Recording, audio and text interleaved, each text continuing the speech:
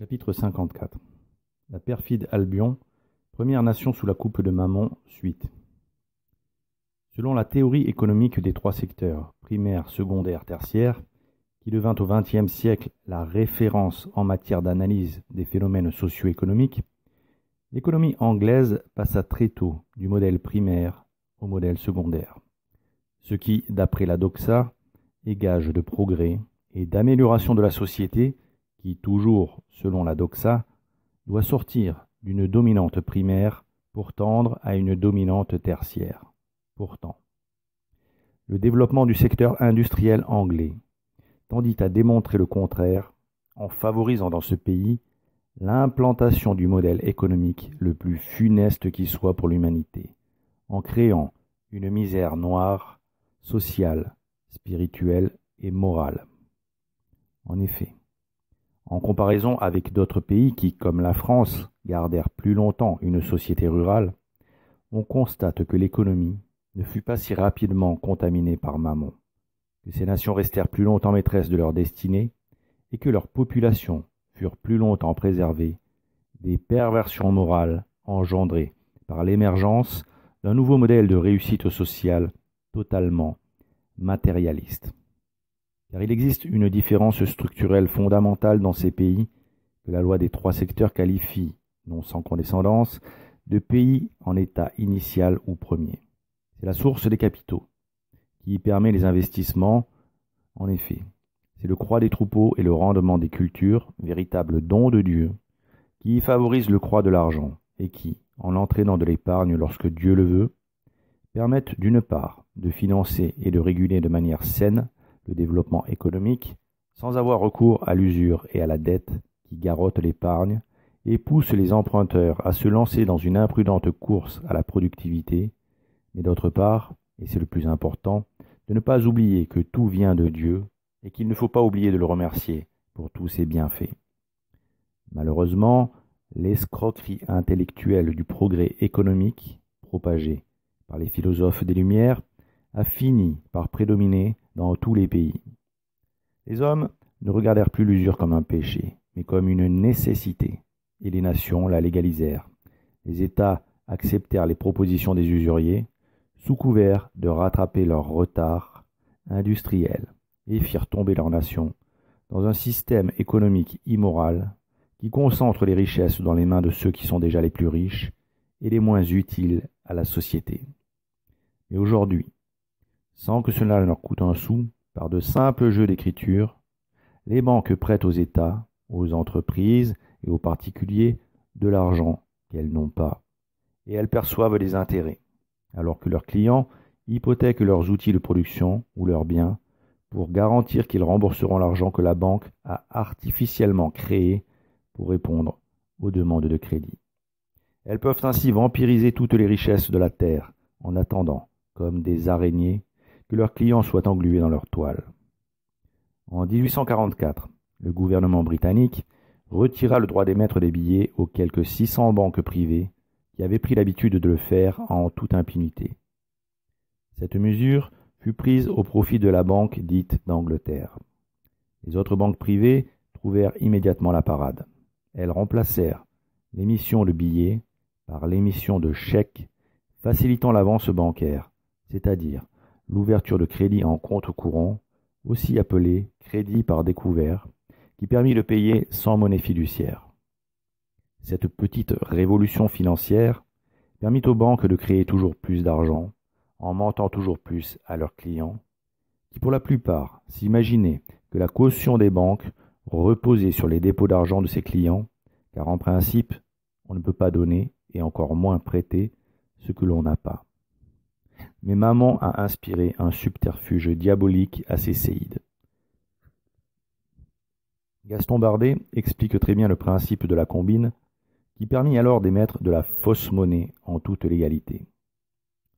Lorsqu'un individu dépose aujourd'hui 1000 livres en espèces à la banque, celle-ci ne prête pas ces 1000 livres à un autre client, mais les garde en réserve, et prête en avance bancaire ou par chèque 9000 livres, c'est-à-dire 9 fois le montant du dépôt qu'elle a reçu. C'est le premier client qui constitue la réserve de 10%.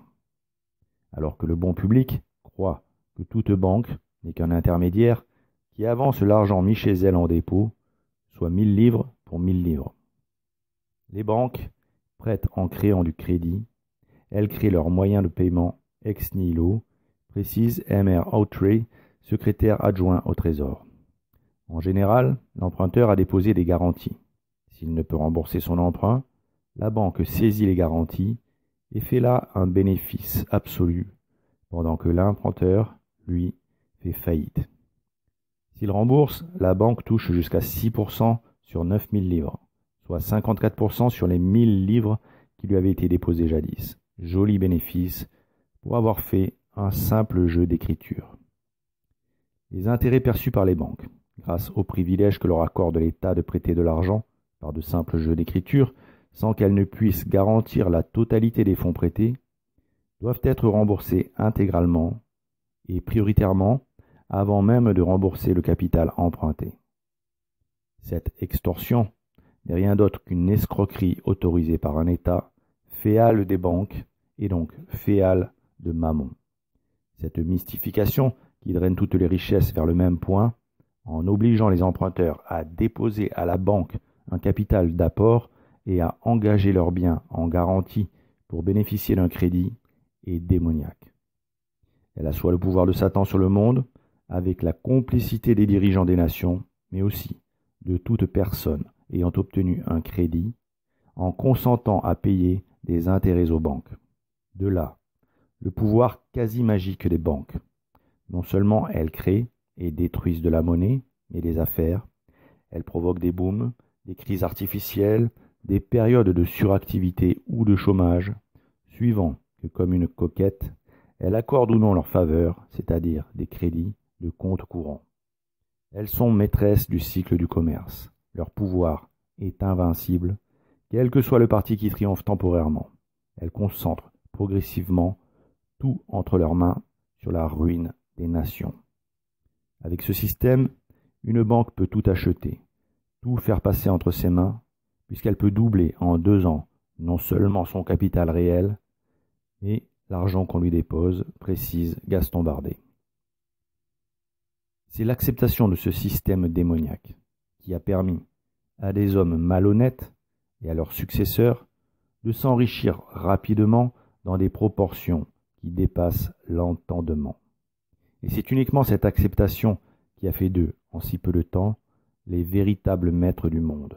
Car Dieu, pour punir les hommes par où ils ont péché, a autorisé Satan, le prince de ce monde, à donner ce pouvoir à ses séides. Et c'est par le biais de Mammon, démon, qui autrefois appartenait au cœur des trônes, et qui préside aujourd'hui aux divers péchés commis par amour de l'argent, que les richesses du monde ont été drainées vers les hommes cupides qui œuvrent à l'avènement de l'Antéchrist. Rappelons-nous que Satan, auquel Dieu a soumis tous les anges prévaricateurs, a choisi parmi les plus puissants un trône déchu pour faire de lui un de ses 3 ministres, parce que Dieu se repose sur les anges de ce cœur et qu'il veut l'imiter à sa manière démoniaque en s'appuyant sur cet esprit devenu malfaisant. Car Dieu a créé les trônes pour reposer sur ces esprits de paix. Il les laisse porter son esprit et le communiquer aux anges inférieurs et aux hommes. Ces êtres angéliques extraordinaires puisent leur paix en Dieu, et les hommes invoquent les trônes pour trouver la paix du Christ.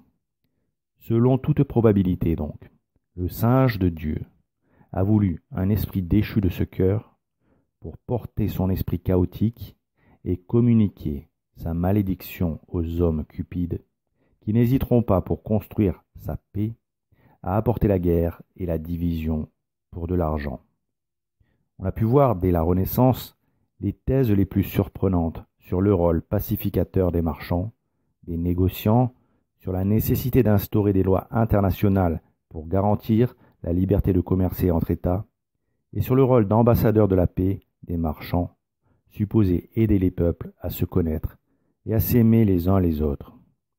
Comment ne pas y voir l'inspiration de Mammon, trône déchu, qui propose aux hommes une paix frelatée, basée sur le commerce et donc l'argent, au lieu de la vraie paix du Christ, Cette paix solide et véridique, construite par la charité qui vient de Dieu et qui relie et unit entre les hommes en état de grâce par et pour notre Seigneur Jésus-Christ, en faisant d'eux les membres d'un seul et même corps, le corps mystique du Christ, l'Église catholique.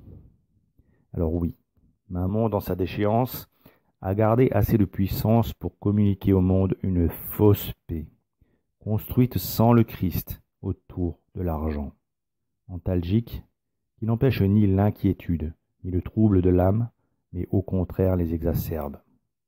Cette paix qui s'achète, unit les nations par le commerce, tout en permettant au suppôt de Satan de dépouiller tous les habitants de la terre de leurs biens terrestres, après en avoir fait des êtres matérialistes, ignorant de leur double nature corporelle et spirituelle, ne comprenant plus le pouvoir immense de la prière et de la pénitence sur le cœur de notre Seigneur, afin de leur laisser croire qu'ils ne sont pas en capacité d'agir et qu'il les laisse apprêter le monde pour le fils de perdition. N'est-ce pas très triste de voir que beaucoup de catholiques ne croient pas à l'efficacité de la prière et ont tendance à agir comme si prier revenait à ne rien faire, allant même jusqu'à différencier action et prière, comme si prier n'était pas agir, oubliant que tous les saints que l'Église nous offre pour modèle, tous nos intercesseurs agissaient en priant, et oubliant surtout que notre Seigneur a expressément dit « Demandez, et on vous donnera. Cherchez, et vous trouverez. Frappez à la porte, et on vous ouvrira. Car quiconque demande reçoit, et qui cherche trouve, et on ouvrira à celui qui frappe à la porte.